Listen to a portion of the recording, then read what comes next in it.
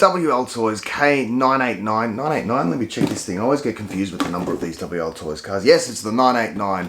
Just for the record here, here's the series. There you go. All the different cars that you've got in that series there. They're all K9 something or other. And they're all 1 to 28 scale remote control cars. RTR remote control cars, that means ready to run. That means everything that you need is included in the kit, perhaps except for the batteries, the AA batteries for the controller or the transmitter. But apart from that, everything's ready to go. You don't need to build anything, assemble anything. And this is a quality car, and I've had a lot of fun with this. The body comes off. I've already taken off these clips. You get these tiny little clips. I don't know if you can see that there, but these things go into the posts, the 4 posts there. You get 4 of those. That's pretty much stock standard with just about every remote control car on the market there. And then the body itself is pretty rock solid. I've smashed this on asphalt, on roads and things like that. I can't even see a scratch, which is surprising because I've got bigger, stronger cars that have taken more hits. Maybe because it's small and compact, it's pretty sturdy, but that's quite good. The car itself, how big is it? This is an iPhone 12. So if I put that up against there, you can see it's really roughly the same size as in fact the 12 covers it. So that's pretty cool that you've got such cool gear inside this little car. The back, as you can already tell, is alloy. It's pretty thick too. It's probably about, at a guess, 3mm thick. So you're not bending that, particularly not on something this small as well. You've got an alloy brace going across there. You've got independent suspension, so all 4 with their own little cute little shock towers there, or shock absorbers and shock towers. The body mounts are adjustable, replaceable. As with everything here is replaceable. I'll talk a bit more about that later on. The battery's a 2S battery. That's a 2-cell LiPO battery, which means you're going to get some decent punch out of it. It reckons you can do 30 kilometers, and we'll find out later on in this video whether or not it can. But 30 kilometers is ridiculous for something this small, even if it could. It says it's got a 100-meter range. I probably drove it about 70 meters. You don't need 100 meters on something this small. Maybe you do, but I don't think you do. I didn't test it that far. Didn't need to. The range is not a problem at all. It says it's got about 20 minutes battery runtime on it. I would agree with that. I've probably charged, in the last couple of days, I've probably run about 8 or 9 batteries through this thing, and each time happily get a good 20 minutes out of it. The battery's stored and nicely snug in there with these 2 little clips holding that brace in there as well. But you don't really need to take it out unless you're buying extra batteries and you're switching them around. The gears, the pinion gears, metal of some sort, alloy or brass or something. The actual other gears are plastic. Again, I'll talk a little bit more about that. We've got a rubber bumper on the front, which is really good when you've got the cover on top. That protects it nicely. I have smashed this, so I've actually tested it and it's still running perfectly. I haven't damaged anything, I haven't broken anything, so I'm pretty happy with that. Let's talk about what you get in the actual kit, the box. You've seen the box. There it is, nothing too exciting. I'm not big on the whole unboxing things, but that's the box you get. I'll probably throw that out eventually anyway. Inside the box, you get some spare plastic gears. So whilst it does have plastic gears, and I think for something this small, that doesn't really matter. You could probably argue that maybe the pinion gear is going to rub against that, maybe damage it, but you've got some spare gears. That looks like a diff kit. If you're into your cars, you can probably rebuild the diff out of that, the differential gears. Then we also have a charger. I will talk more about chargers later on, particularly with LiPo batteries. The charger's fine, does the job. It's a USB charger, so it's practical, but this is going to take a lot longer than what you could with another charger to charge that battery there. So you probably take a long time to charge that battery, but there it is. You plug in your battery right there and you're good to go.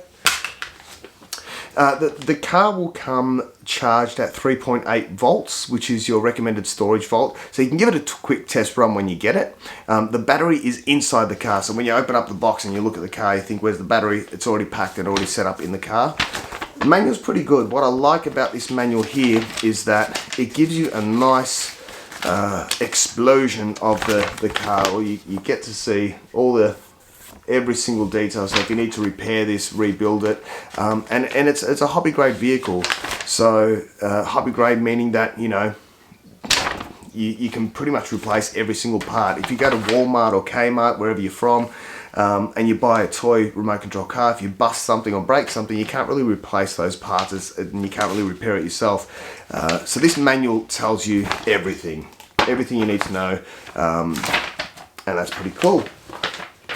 The controller. This is your stock WLtoys controller. I own a few WLtoys cars. And full disclosure, Banggood sent me this particular car. It's actually the first car they've sent me. But I own quite a number of different WLtoys cars. They all come with this controller. At least all the ones that I've purchased. And let me show you.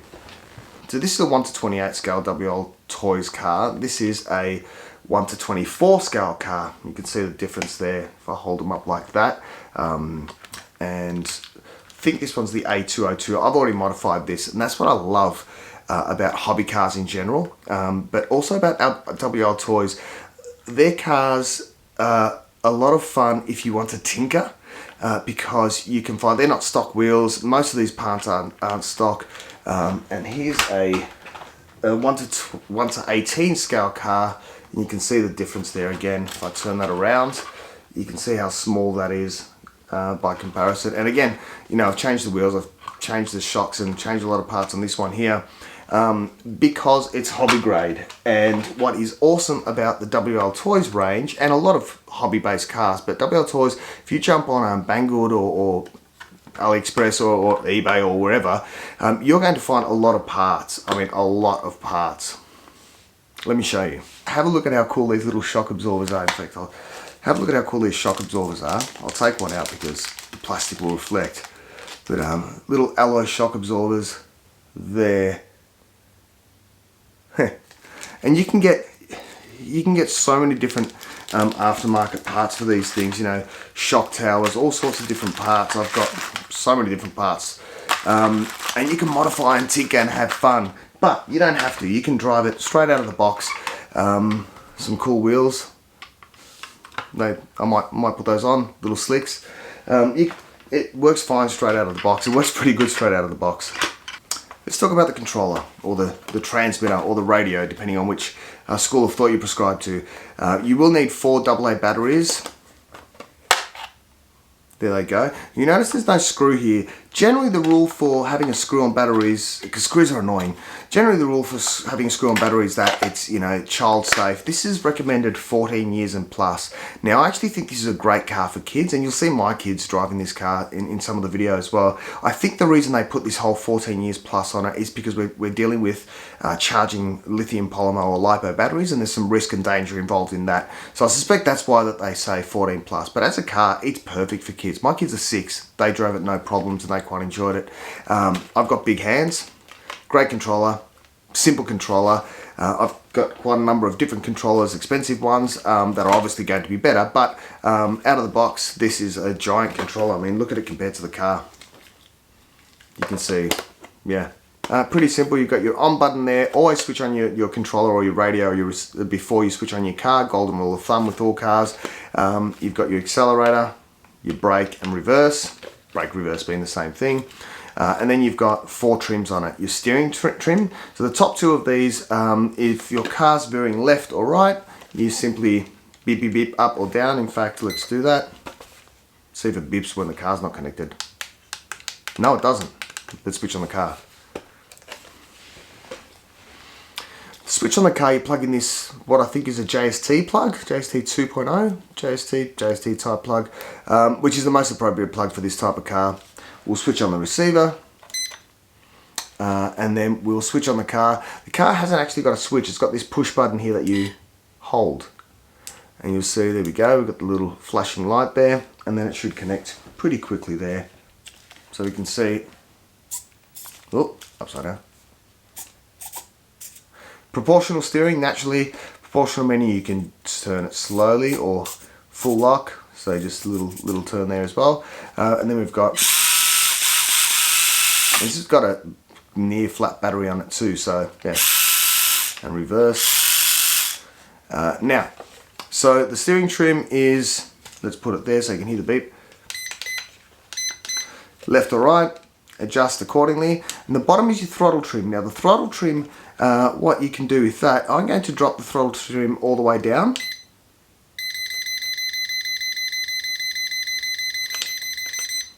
And you'll see when I drive the car upside down. Now I'm going to put it up high again so you can see the difference.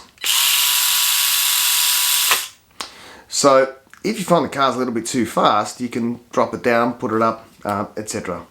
So now we're going to do a speed test. Now this thing advertises about 30 kilometers an hour, which I find hard to believe. My 1 to 24 scale one, after I modded it, does 27 kilometers an hour. So I've strapped a GPS on the back, and hopefully that doesn't fall off, and it might add to the weight. But let's give this a go and see how fast it goes.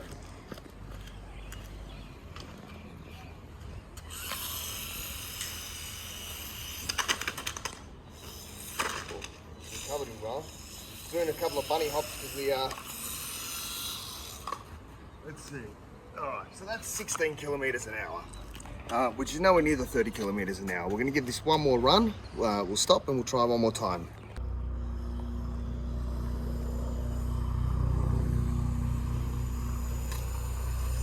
Nice slow run. That should give us some nice readings. 17. So I just wanted to change the wheels. These are slightly bigger. I'll show a comparison later, but these wheels are slightly bigger. I think they're very nice red alloy wheels there. Just wanted to see what impact this would have on the overall speed. Again, the GPS module does add some weight there and probably takes away 2 or 3 kilometers. But you can also adjust the body support, and that's what I've had to do to account for the larger wheels. So let's give this a quick run with the larger wheels.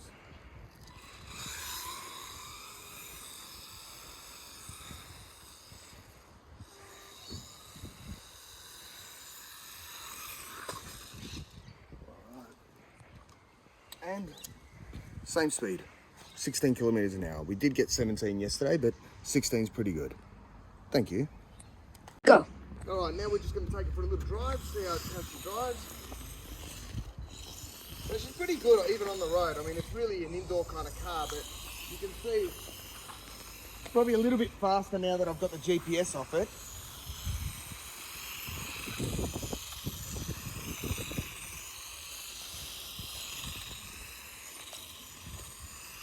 I'm going to try some sharp turns. Turning circle's not bad.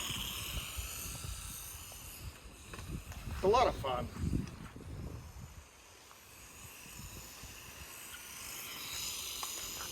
Alright, now I'm going to get you to do some driving. Alright, now we're going to see my son Alessio drive. Give it a go, Alessio. See how she goes.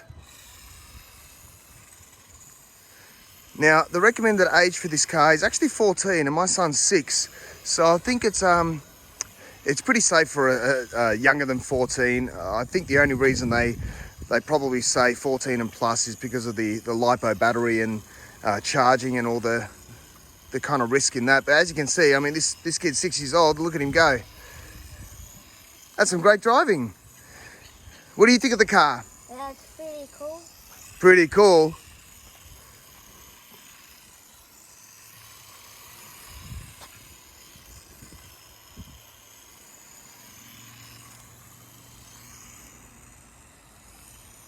Let's see if you can drive through my legs.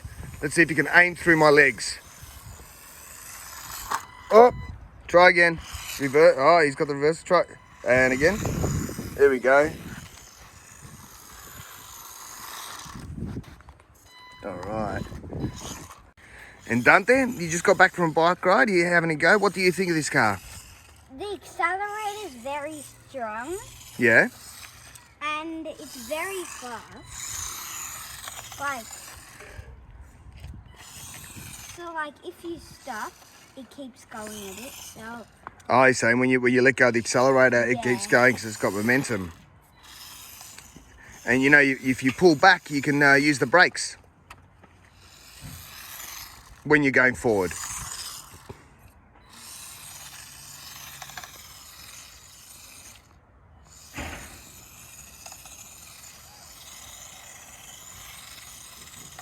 Let's talk about the battery. 2-cell LiPO battery or lithium polymer battery. LiPos are awesome because they'll give you a lot more punch. 2 cells good, gives you a little bit more punch as well. But the charger it comes with is not a balanced charger. It's a standard charger, and I highly recommend getting yourself something like, what's this thing here? It's called the, I don't know what it's called. I'll put a link in the menu, but it's some acronym. Bought this off Banggood. It's pretty cool. It's got a lot of different ports for a lot of different type of batteries. It will charge 1 and 2 cell batteries that are good for quads, micro quads, etc. It's got a mains plug on one side where you can put your mains lead into. It's got an XT60 connector on the other side, so if you've got a bigger LiPo battery and you're out at a car park and you want to recharge your batteries, you've got something there, although it does take a while to charge a LiPo. But with this thing here into the mains, maybe about 15 minutes or so. Charger it comes with, I haven't tested it, but it says up to 3 hours charge there. So if you do want to charge a bit quicker and you want to look after your battery, because this is a 2-cell battery, and you want to balance charge it and make sure both cells are charged to that 4.2 volts per cell, then you want to get your balance charger there. This 1:28 scale car is quite popular.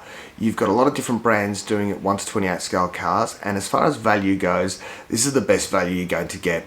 It's an entry-level car in such that it's going to teach you a lot about how to tweak cars, how to work with hobby cars, how to look after batteries and those sorts of things as well. But some of the other cars in this range, your generic type cars will be maybe about an extra $50 over this.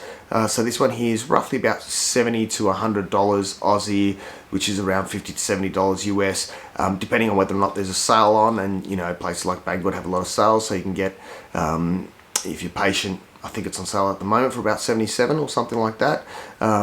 Whereas you get things like, probably top of the range, which is your Kyosho Mini Zs, and they're starting at about 250 Aussie, or I'm guessing now roughly 200 US.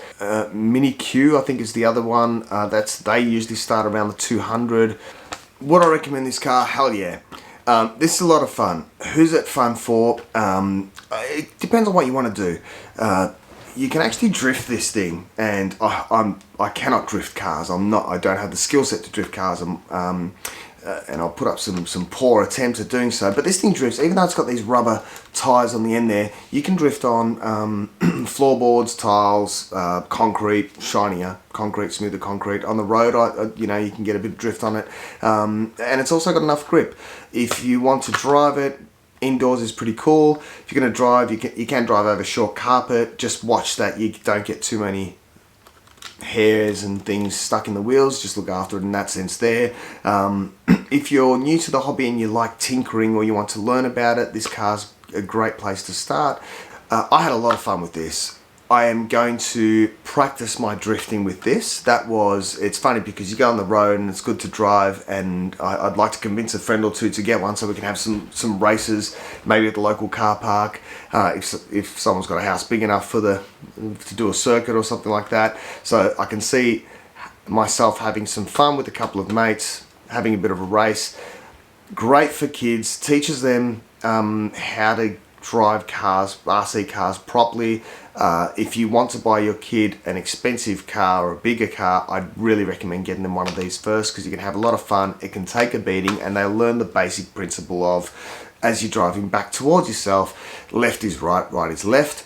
For me, I'm going to practice drifting. The fun part for me was just driving up and down in the hallway and just trying to get it to slide, or on the deck, and just trying to drift it a little bit there. I cannot drift for the life of me, but it's a lot of fun trying. As far as cons go, plastic gears, plastic diff, maybe at this scale, I don't think it's that big a deal, but it's probably just that one thing, that niggling thought. The speed, again, if it didn't have 30 kilometers on the box, I wouldn't have cared, but the fact that they put 30 Ks on the box and it does 17, that bothers me. I thought putting the bigger wheels might have made a difference there. The wheels that I put on weren't that much bigger, to be honest, but they didn't. So yeah, it's probably a stickling point, but hey, I'll throw some more video on. Thanks for watching. Hope you enjoy it. Check it out, link in the description, and you have a great day.